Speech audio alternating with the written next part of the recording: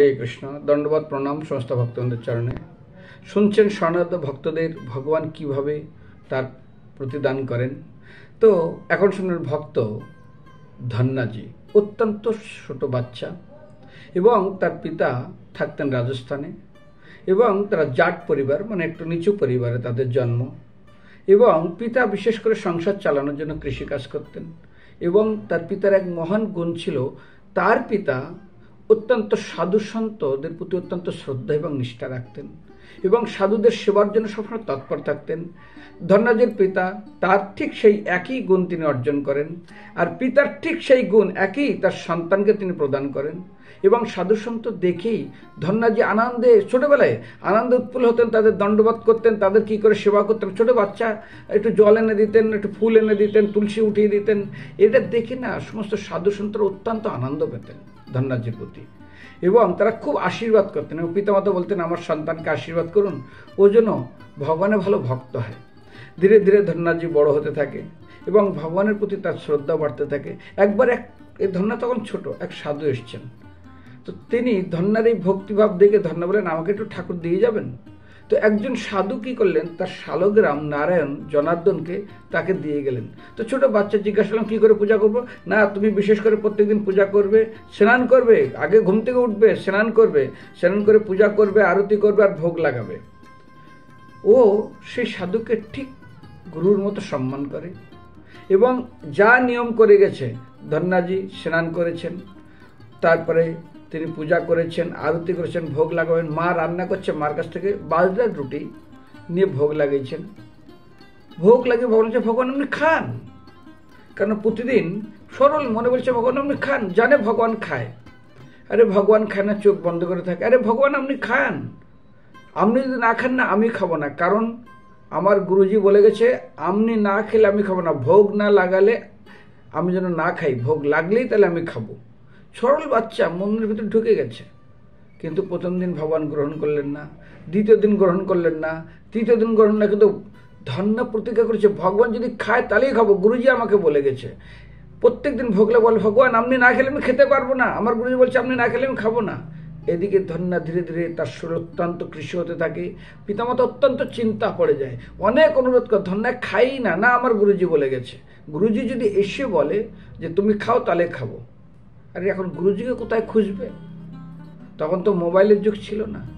এরপরে ধন্যা এই করে করে 12 দিন হয়ে গেছে, ধন্যার শরীর আর চলছে না, তবু তিনি মার কাছ থেকে রুটি নিয়ে ভোগ লাগাচ্ছেন। পিতা মাতা সবাই তাকে অনুরোধ করলেন, তিনি মানলেনই না। 12 দিনের দিন যখন আর চলছে না ধন্যার শরীর, শুধু জল খেয়ে আর কতদিন থাকবেন?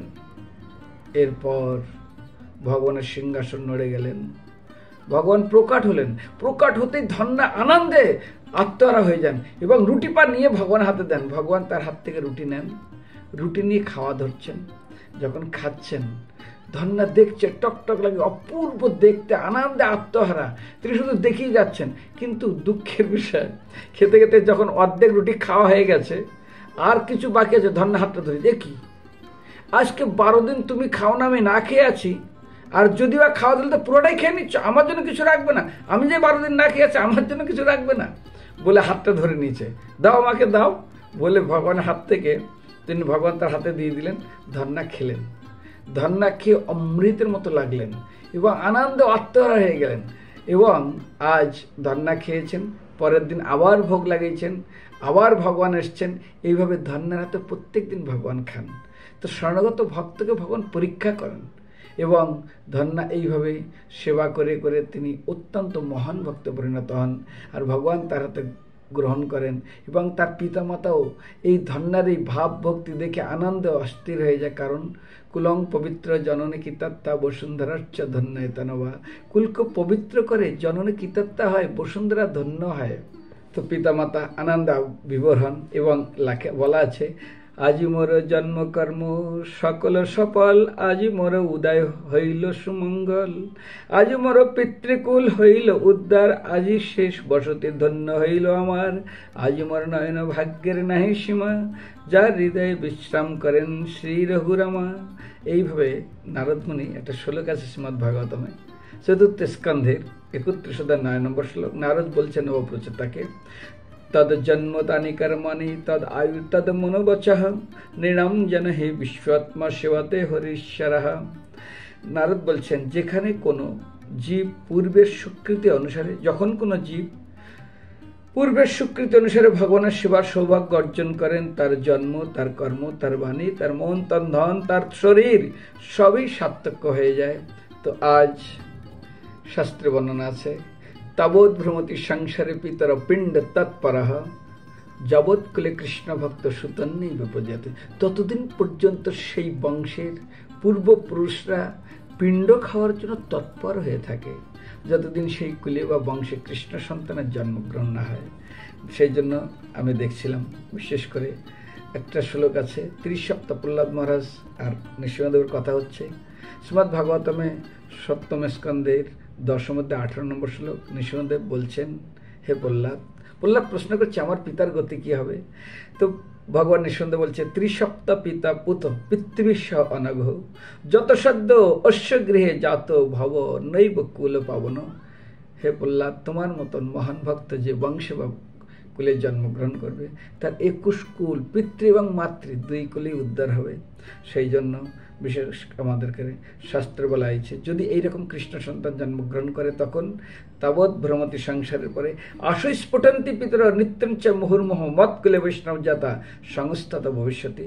যদি এইরকম মহান ভক্ত কোনো বংশে বা কুলে জন্মগ্রহণ করে, পদ্মপুরাণে এটা ব্যাখ্যা আছে, ব্যাসদেব বলছেন, আশু স্ফুটন্তি পিতর পিতৃপুরুষগান নিত্যন্ত চ মুহুর্মুহ, তারা নরক থেকে উদ্ধার হয়ে মুহুর্মুহ নৃত্য করতে থাকে আর কীর্তন করতে থাকে মত কুলে বৈষ্ণব জাতা সংস্থত ভবিষ্যতি। এবং আজ আমাদের কুলে বৈষ্ণব সন্তান জন্মগ্রহণ করেছে, আমাদের উদ্ধার নিশ্চিত, এই বিষয়ে কোনো সন্দেহ নেই। তো সেই জন্য প্রতিটা ভক্তের, প্রত্যেকটা গৃহস্থের কর্তব্য হলো, শাস্ত্র বলছে, নহি ধর্ম ফলস্তাদ নত উপবি উষ্ণস্ততই তাম গতি প্রাপ্তম বন্তি পুত্র জনা ভজন্তি। প্রত্যেকটা গৃহস্থ ভক্তের পুত্র সন্তান হওয়া অতি আবশ্যক। তার থেকে 100 গুণ অধিক আবশ্যকতা হলো মাহাত্ম্যপূর্ণ পুত্র সন্তানকে অবশ্যই ধর্মশীল সদাচারী হতে হবে এবং তাকে করতে বাধ্য করতে হবে। তা নাহলে এই পুত্র পূর্বপুরুষদের ত্রাণ বা উদ্ধার করতে অসমর্থ হয়ে থাকবে, অর্থাৎ তাদেরকে পুত্নম নরক হইতে উদ্ধার করতে পারবে না। সেই জন্য আমরা এই ধন্য ভক্তকে, তার পিতাকে ধন্যবাদ দিই। এই এমন এক মহান ভক্ত জন্মগ্রহণ করেছেন তার বংশে। কারণ রামচরিতমানস একটা শ্লোক আছে না, জিহি কুল সাধু ভগবত হই না গুণেহ বর্ণ অবর্ণ তা সুখী আপতরই তরই কুল দই। যদি কোনো বংশে কৃষ্ণ সন্তান জন্মগ্রহণ করে, কোন বংশে জন্মগ্রহণ করছে চিন্তা করবে না, সে নিচু না ব্রাহ্মণ ক্ষত্র, সে তো নিজেই উদ্ধার হবে, তার সঙ্গে তার কত পুরুষকে যে সে উদ্ধার করবে ভগবানই জানে। হরে কৃষ্ণ, ধন্যবাদ।